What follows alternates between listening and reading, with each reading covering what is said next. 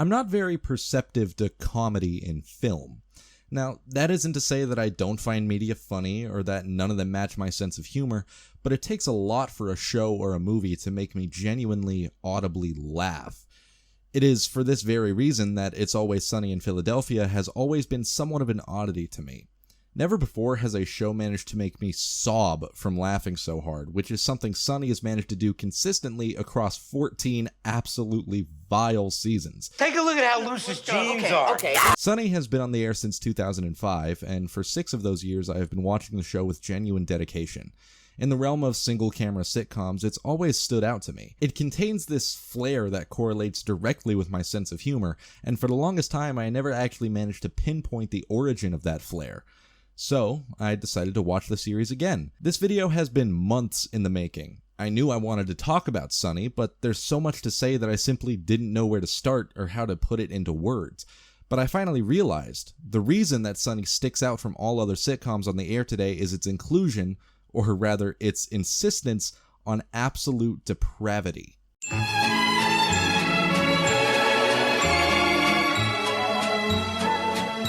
There's really no way for me to fully break down what this show does without taking you step by step.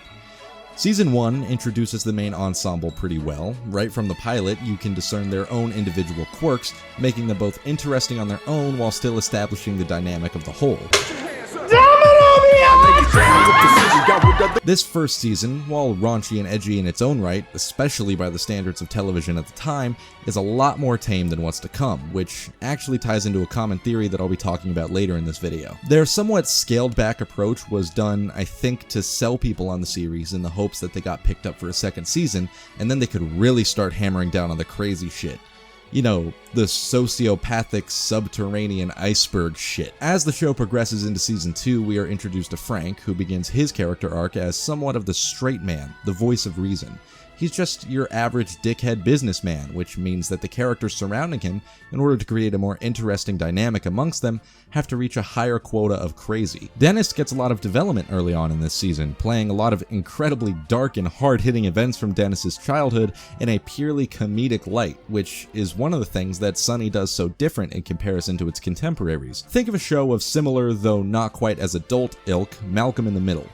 You see, there's a certain thing that happens between normal, healthy people. It's called chemistry. No, that doesn't happen. Except maybe the first time. Yes, it's a comedy, and yes, there's an ensemble of screwball characters that get themselves into hundreds of predicaments throughout the show's run, but throughout all of this, there is always that emotional arc within each individual episode, that turning point where one or several characters come to the realization that, hey, maybe I'm doing something wrong, and their character is forever changed. Sunny doesn't do that. In fact, if Sunny were to do that, I think they'd have dug themselves into such a deep hole that it would inadvertently end up coming across as even more comedic.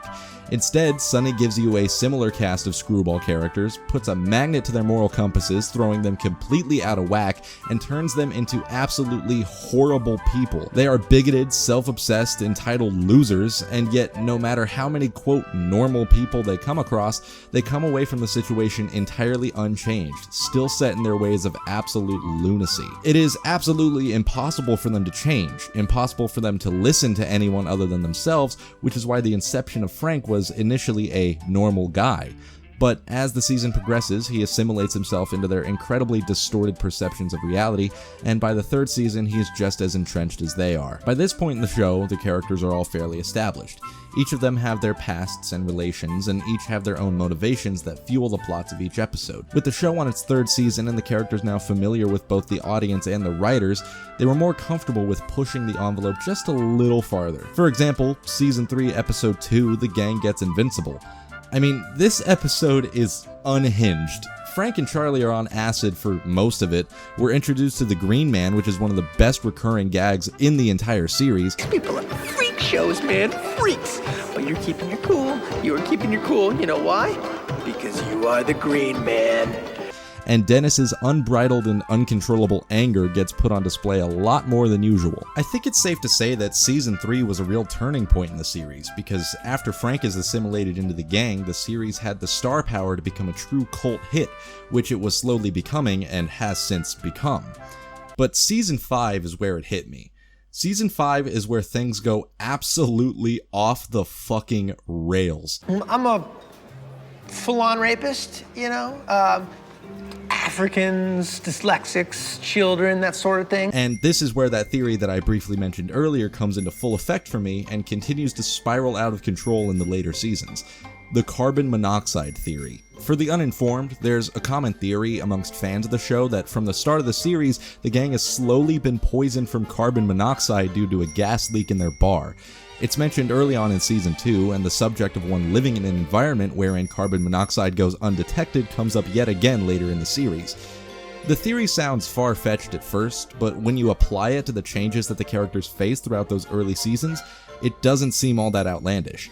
I mean, think about it. At the start of the show, Charlie was a little off, but still competent and capable. Now, this could also be chalked up to the fact that Charlie almost inevitably suffered severe brain damage in Season 2, Episode 5, but by Season 4, he is completely illiterate and writes in broken English and hieroglyphics. But it's not just Charlie either.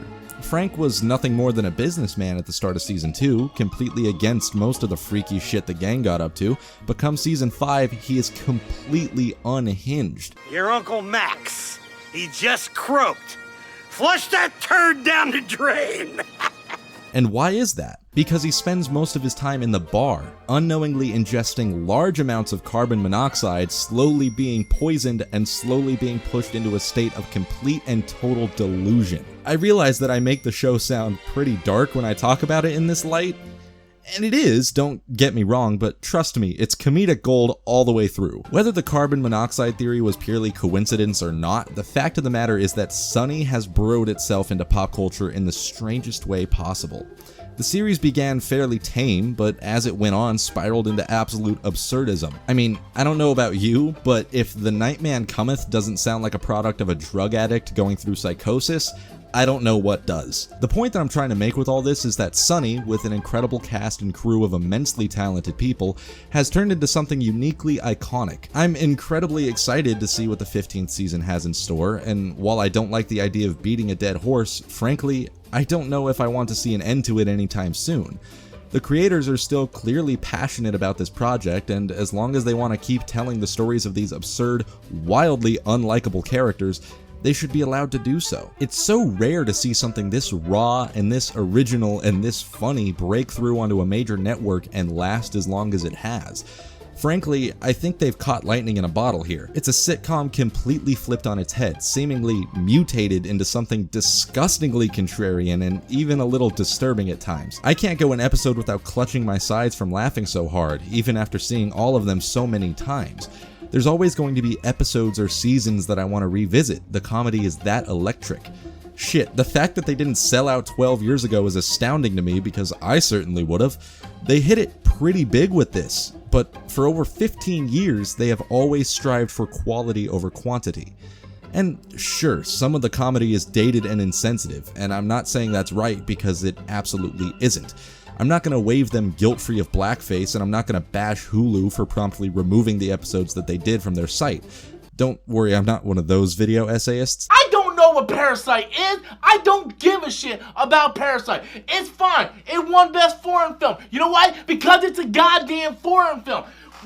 Joker. What I'm saying is that there is a fundamental strive for change within an utterly damaged industry, overflowing with cop shows and FBI shows and CIA shows and, you know, a lot of government agency-based shows. I think Sunny paved the way for shows like Atlanta, The Last Man on Earth, Community, the list goes on. Sunny proved that creative control works, that letting creators throw absolutely everything they have at the wall makes for a boundlessly entertaining experience.